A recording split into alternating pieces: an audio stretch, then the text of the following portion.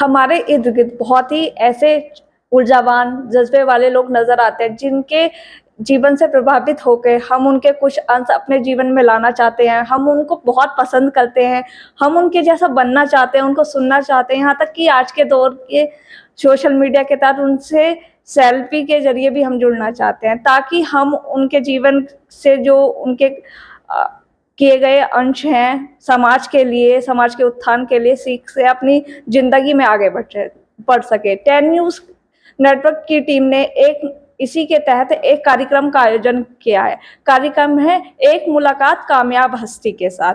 आज के कार्यक्रम के पहले हमारे गेस्ट हैं अशोक श्रीवास्तव जी। अशोक श्रीवास्तव जी एक ऐसे व्यक्ति हैं जिनको पूरा गौतम बुद्ध नगर की बात करें तो एरिया जो पूरा एनसीआर है वहाँ तक के लोग जानते हैं। वो एक समाज सेवी और परोपकारी व्यक्ति हैं।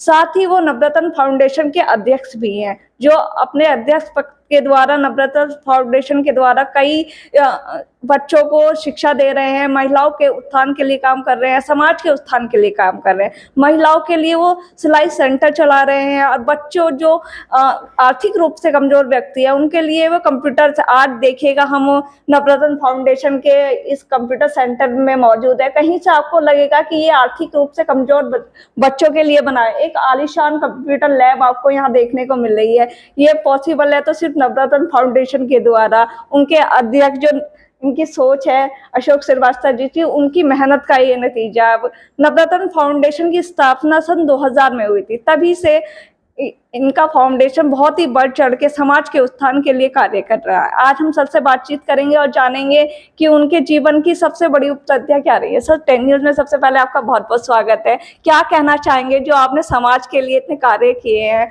बहुत ही अद्भुत है, आपकी जितनी तारीफ की जाए कम है। देखिए, नवरत्न फाउंडेशन के आप एक अध्यक्ष हैं।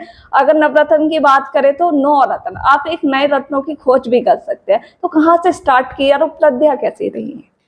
धन्यवाद मेघा जी। सबसे पहले तो मैं 10news.in को मैं बहुत बहुत शुक्रिया अदा करता हूँ कि उन्होंने मुझे इस लायक समझा और मुझे ये समझा कि मैं सफलतम व्यक्ति में से एक हूँ। ये तो मेरे को भी बड़ा अजीब सा लग रहा है सुनने में, लेकिन हाँ, कुछ कार्य ज़िंदगी के ऐसे होते हैं जो हम लोग करते हैं, जो कि शायद हमें ईश्वर ने ऐसा सोचा हुआ है कि वो हमको शायद इसलिए भेजा है, क्योंकि कहीं भी हम इस बात का श्रेय लेना नहीं चाहते कि ये कार्य हमने किए, क्योंकि हो सकता है कि मैं नहीं होता तो कोई और होता तो वो अच्छा कार्य करता।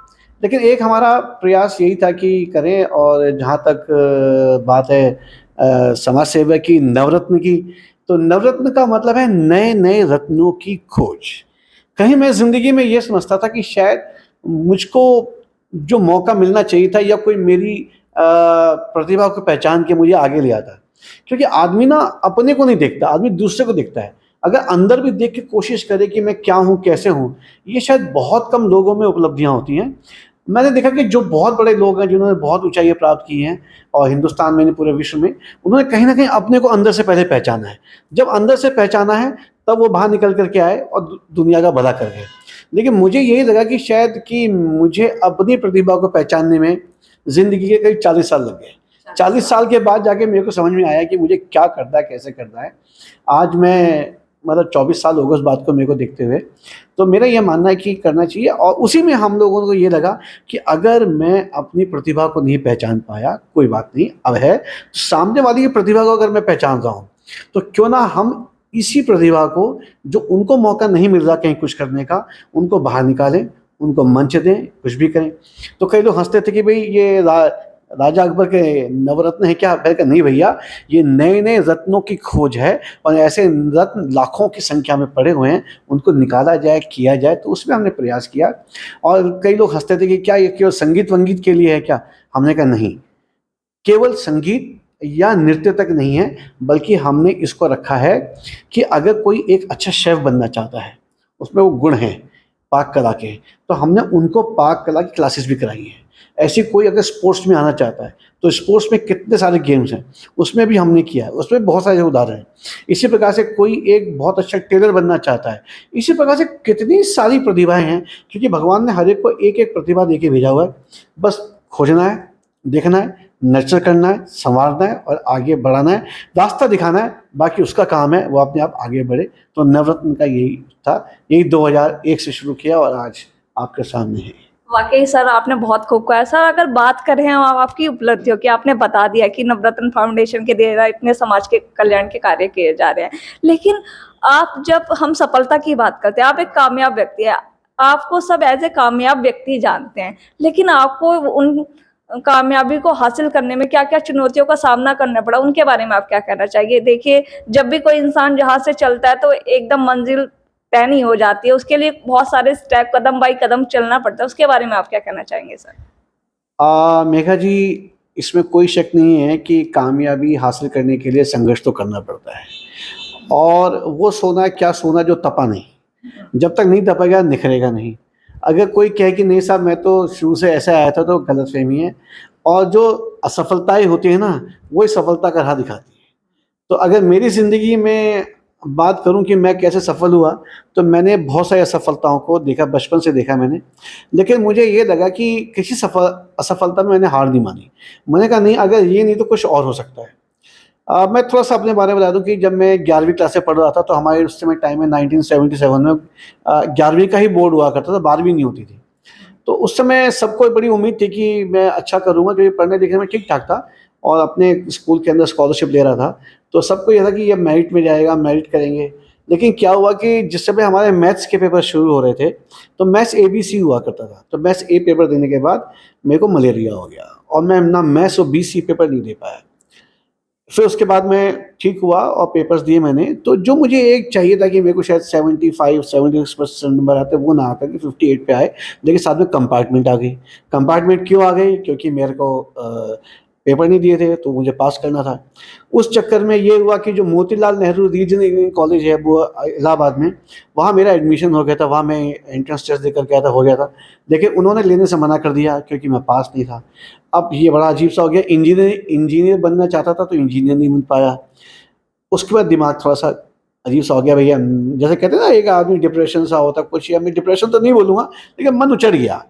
फिर मैंने इंजीनियरिंग की तरफ जाना बंद कर दिया, जबकि लोगों ने बोला नहीं-नहीं करो, फिर मैंने कहा आईआईटी मेरे बस की नहीं है। एनीवे, तो वो पास किया, फिर मैंने Motilal Nehru regional engineering college तो नहीं गया, लेकिन मोतीलाल नेहरू कॉलेज में चला गया, दिल्ली यूनिवर्सिटी के वहाँ पे बीएससी मैंने वहाँ से करी।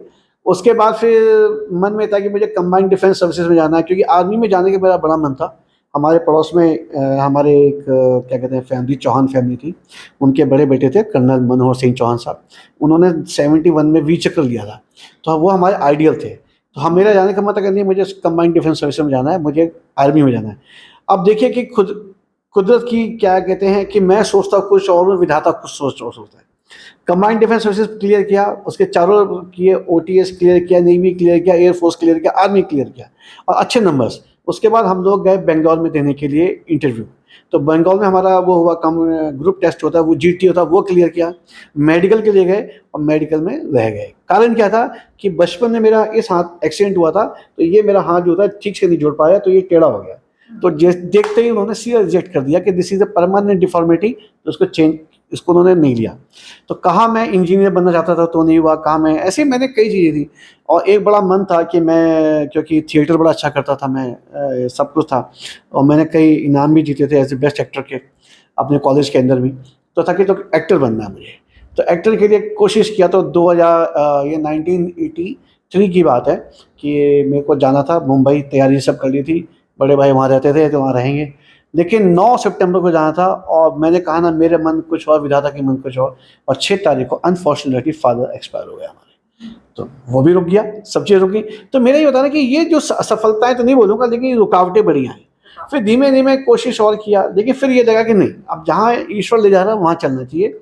फिर हमने बिज़नेस करने की सोची, तो बिज़नेस में ये हुआ कि हमारे पिताजी ने पहले कह दिया था कि भई घर में पैसा-वैसा तो है नहीं, बिज़नेस कैसे करोगे?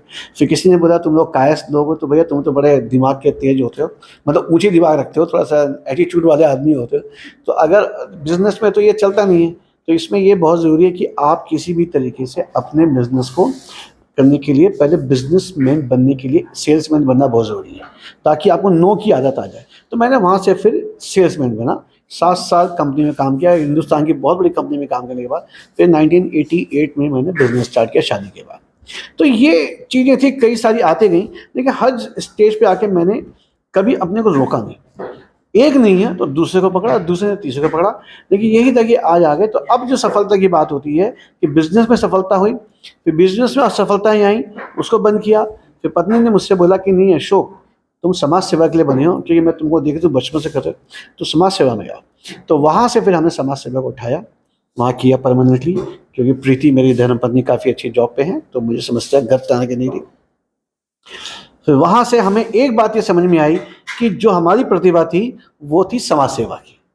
वो कब समझ में आई? जब हम 40 साल के हो गए, तो वहाँ से फिर हमने अपने को शुरुआत किया और समाज सेवा में धीमे धीमे प्रवीणता हासिल करी। प्रवीणता मतलब ये नहीं कि कोई उसकी क्वालिफिकेशन होती है, लेकिन हाँ धीमे धीमे समझ में आया कि समाज सेवा भी आसान काम नहीं है, इसको भी इसमें सफलताएं बहुत ऐसे होती हैं। और क्योंकि समाज सेवा पूर्णतया अपने साथ साथ अपने पूरे सहयोगियों पे, समाज पे, लोगों के दान पे, अर्थव्यवस्था वहाँ से निकल के आती है, ऐसे मैनेज करना होता है। वहाँ भी समस्याएं हैं, लेकिन कैसे उनको धीमे धीमे कवर अप करना है ये अनुभव सिखाते हैं। जो वहाँ के लोगों का नेग्लिजेंस सिखाता है, लोगों की ना सिखाती है, जब लोग आपसे विमुख होते हैं वो सिखाता है आपको।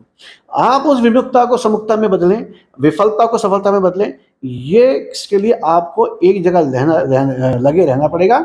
You have to be like a यानी स्टडी पोस्ट, कि आपको जमे रहिए, करिए। कहते हैं ना कि जो बूंद है जब सीप में जाती है, तो हमारे यहाँ कभी मैं इसमें एक शेर बोलता हूँ।